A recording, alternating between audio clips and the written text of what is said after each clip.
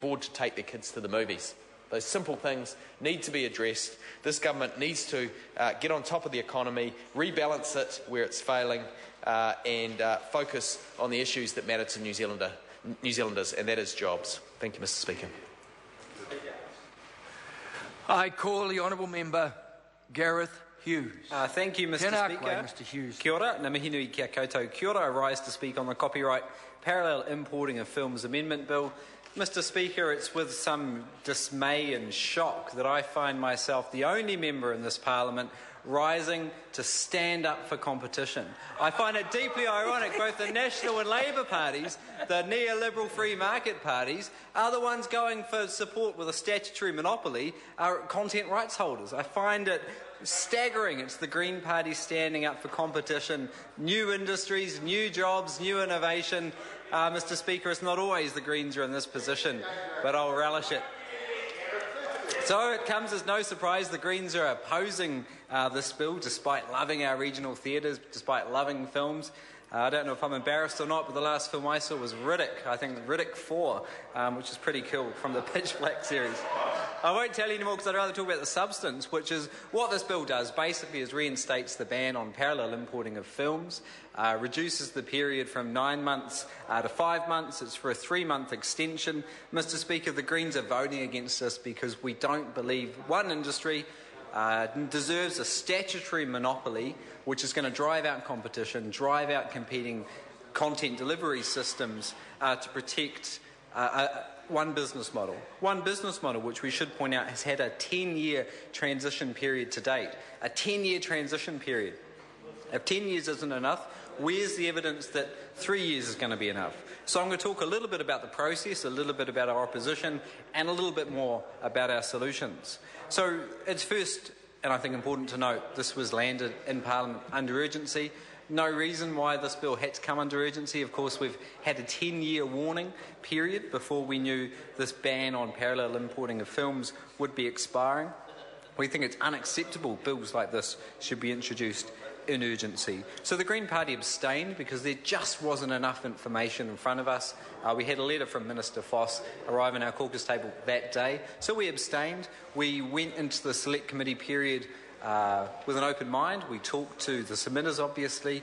We talked to the movie industry outside of the select committee process to gauge their opinions. And, Mr. Speaker, we've come to a clear conclusion, which is the Green Party cannot support this bill. I think it's disappointing the Labour Party is not supporting it, given in their minority report they said the losers of this law are the film retailers and the public, who are unable to exercise choice during the period of ban. That's from the Labour Party. So a bit disappointing they didn't go the further step. Mr. Speaker, I'd like to thank the Chair, the member Jonathan Young. I'd like to thank all the members on the committee, all the submitters. I think 2 submissions stood out for me in particular. The first was Consumer New Zealand, who said that the ban should lapse entirely this year. Not in 3 years, this year. And I'd also like to note Creative Freedom Foundation, who said the consequences of this bill are what we're going to see is greater copyright infringement. Now, the members in the old parties might call it piracy. I call it copyright infringement because it's not actually a criminal. No, it's not under the criminal statute, actually. It's a civil offence. That's why I call it copyright infringement. But again, it's deeply ironic. Here's the Green Party standing up to stop copyright infringement. You know, we hear some of the old parties stand up and yell from the rooftops after being lobbied by the rights holders that we need to crack down on piracy. We all remember the Skynet debate. But here's the Green Party standing up for artists, standing up for people, sending a message. What we need is legal content delivered through new online means, new content delivery systems. We don't support copyright infringement. What we support is a sane copyright approach, a new debate. So here we are in the deeply ironic situation. It's the Green Party standing up for competition, and it's the Green Party standing up saying no to copyright infringement. So at the root of our opposition to this bill, we can see no justification. We heard no reason why this one particular industry needs a statutory monopoly. This is an incredibly powerful tool our Parliament has, one which most of it was scratched in the early to mid-late 19 from 84 to 92 onwards, where we went through that big transformation in New Zealand, the neoliberal revolution. Many of those statutory monopolies, from things like bans on margarine to protect the butter industry, were abolished during that period. So we find it not compelling that this one particular industry needs a statutory monopoly to block out competitors to provide their content. Now, what we see is the government's own officials oppose in the regulatory impact statement. What we see is yet again another special deal for mates by the government. We've seen it in Warner's, we've seen it with Sky City, we've seen it with Rio Tinto, who had the government over a barrel. Numerous examples, Mr. Speaker, from the oil companies to the casinos. Again, we're seeing special deals for the mates. Now, what we see in this legislation very much is a temporary band-aid, and that's what the Labour Party are arguing, that it's a compromise that they've hammered out, they've negotiated, a temporary band-aid. 10 years transition wasn't enough, so we just need another 3 years. Now, Mr. Speaker, what we have to ask is, if they can't do it in 10 years, why are they going to do it in 3 years? Now, Mr. Speaker, there are two justifications both parties and submitters raised, which was the children holiday season need for cinemas to be able to have a statutory monopoly, a ban on parallel importing to protect the holiday season films. Now, the fact is that both parties acknowledge this is going to expire in 3 years. What's going to be different in 3 years, I ask the other parties, and we're still yet to hear another answer. Now, the other reason is we need more time to continue the digital switchover. The fact is, Mr. Speaker, they've had 10 years. Are they going to come back in another 3, asking for more time to complete the digital switchover? But in saying that, I want to reaffirm the Green Party commitment and support to regional cinemas. We love cinemas, but we think cinemas should be able to trade on their merits, on their services, on the great atmosphere they provide, not on a statutory monopoly in law, which we think is an incredible power that Parliament alone has in our country, one that shouldn't be used unwisely. And I think, if we want to support Kiwi families, unlike Minister David Clark, I'd rather see kids having breakfast. I'd rather see kids and families pay less electricity bills, not cinema tickets, Mr. Speaker. We've got to think about the important things facing Kiwi whānaus. So I want to say that this bill also stifles cultural participation. The disability communities come out saying that why should we have to go to cinemas to see content when it comes out?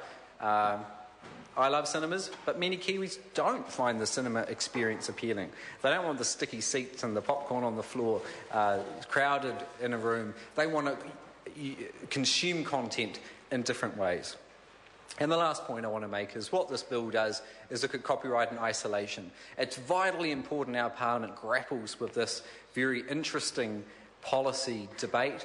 It's something causing big waves around the world. We saw the European Union throw out the Anti-Counterfeiting Trade Agreement Treaty. We've seen the Stop Online Piracy, the SOPA and PIPA laws thrown out of the Congress and the Senate in the States.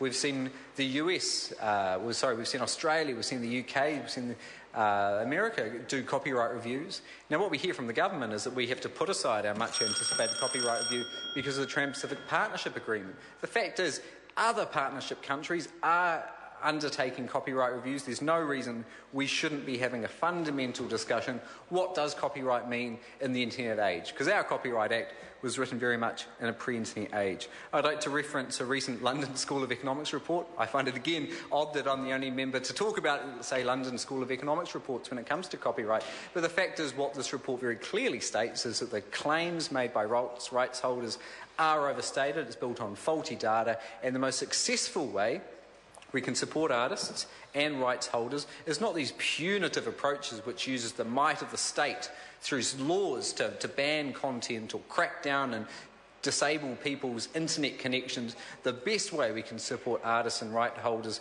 is to empower them to have new ways to deliver their content affordably, legally, give people choices. And that's why the Greens are opposed to this bill. We want to see new jobs created. We don't want to just protect one sector. Look, if you can deliver content online or through other means, we want to support you. We want to give you a fair go, a level playing field. If you can compete based on your services, your quality, you should be able to do it. It shouldn't be the might of the state cracking down on you.